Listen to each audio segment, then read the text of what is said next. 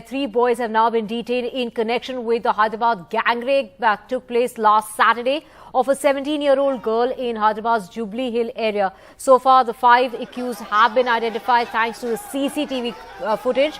3 of them happen to be juveniles. To get more information, we have Uma joining us. Uma, now 3 people have been detained. Yesterday, 1 arrest was made and now 2 more today. Yes, indeed. Yesterday was Saduddin Malik, one of the adults among the 5 accused. Today, 2 juveniles have been taken into custody and they being produced before the juvenile court, and 2 more are absconding. One of them is Umair Khan, an adult, and another once again a juvenile.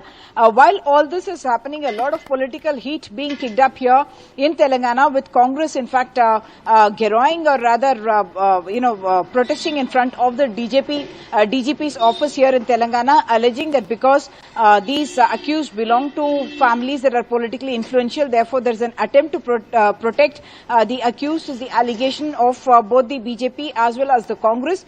Congress leader Mr. Raghunandan, who himself happens to be a lawyer, in fact has also made some allegations in fact, and he has in fact tried to show some footage. All of them happen to be minors, and it is of course illegal to show any footage of personal movements of any minors, and he is showing some footage in which he is alleging that the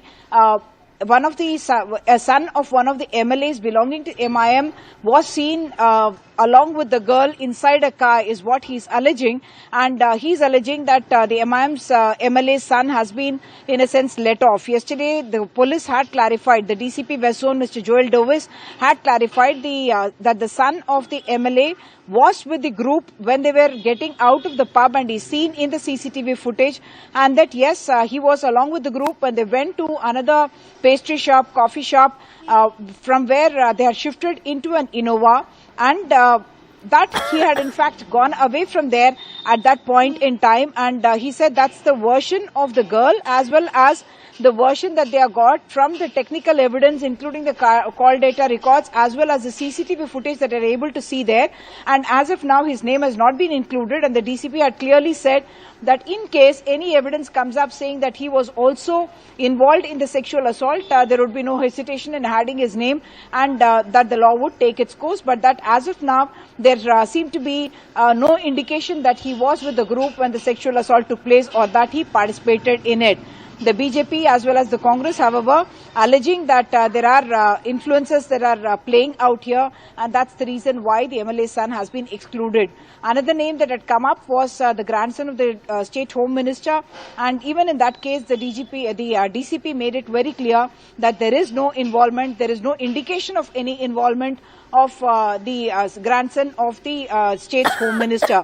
The third influential person is of course this minor who has been arrested today, and he happens to be the son of a TRS leader who only about 3 weeks ago was elected as the chairperson of one of the important religious community bodies here in Hyderabad, and he has of course been taken into custody today. So while the horrendous crime is there and the investigation is going on, 2 people still absconding among the accused, all 5 of them identified. The political repercussions also playing out, whereas KTR, who is the son of the Chief Minister and also the Municipal Administration Minister, he has tweeted out saying that all the accused will be arrested. Kavita, who happens to be a woman leader and the Chief Minister's daughter, she has also tweeted saying that the guilty will be punished and no one is going to be spared because of any kind of connections or influence. Back to you. Right, Uma, if you could just take us through the timeline. In fact, this incident that took place on a Saturday, last Saturday that is, and then after that we've seen that arrests have been made very, very fast, considering the girl had no knowledge of the people. She only knew the name of one of the 5 or 6 boys that she was with. Yes, indeed. The incident took place on Saturday in the evening, and what shocked people is that it happened not during night time, but even before night could fall at around 7 in the evening. It must have been between 6 and 7 that all this movement of the cars and the girl coming out of the party happened. So she comes to this party, which the DCP said was attended by about 200 people. She's left there. She came along with a boy who, we are told, went away on some other work, and subsequently this other boy had offered to drop her home, and she comes out of the pub along with them, and we are seeing in the CCTV CCTV footage. She's bidding goodbye to another girlfriend and then joins this group of about 6 boys who then head off in a car to another place, the pastry or the coffee joint, which is also quite close by. And from there, one of the cars leaves and in the Innova, they shift from the Mercedes into the Innova, and we are being told that that Innova was drawn some distance away, and then the sexual assault took place on this girl. According to the version of the police, the assault must have happened one after the other because the others must have been standing outside. 4 of them must have been standing outside while one of them assaulted her, and that's how possibly it did not raise suspicions. Right, Uma, like you said, they might have been standing guard and guarding that car while they were taking turns to rape this 17-year-old in Hyderabad's Jubilee Hill. If you can, for our viewers, talk about Jubilee Hill and also the timing as to what time this event took place. This event, of course, took place at around 7 in the evening is what the police told us. This was on Saturday. It took a couple of days for the family to be able to come out to the police because while the girl was dropped back after the sexual assault, we are told she was picked up by her father and he had noticed injuries on her neck and shoulder, and subsequently they questioned her. She did say that some kind of an assault had taken place, and the parents in fact suspected that it was a case of molestation and some kind of physical assault.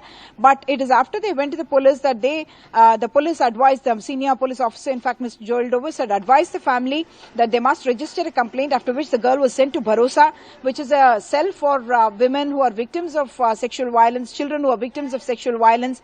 And that's where, after talking to this girl, having conversations with her and counseling her, that's when the entire horrific incident unfolded. And it is after that that the sections of the law were modified from 354, which is outraging the modesty of a woman, and section under POCSO, which is sexual crimes against children, to one of gang rape, and also 323 because there was some assault on this girl as well, physical assault as well. So by the time the crime sections were changed, it was the 1st of this month, and subsequently 48 hours is what it took for the police to identify all of them based on multiple evidences, technical evidences, because like we were saying, the girl has only been able to name one of those guys who she probably met only inside the pub on that day, and it was in the basis of other evidence that they have identified the other accused in this case. Back to you. Right, Uma. 3 now in custody, including the son of a leader in KCR's party. 2 still on the run. The police looking out for the other 2 involved in the gang rape of a 17-year-old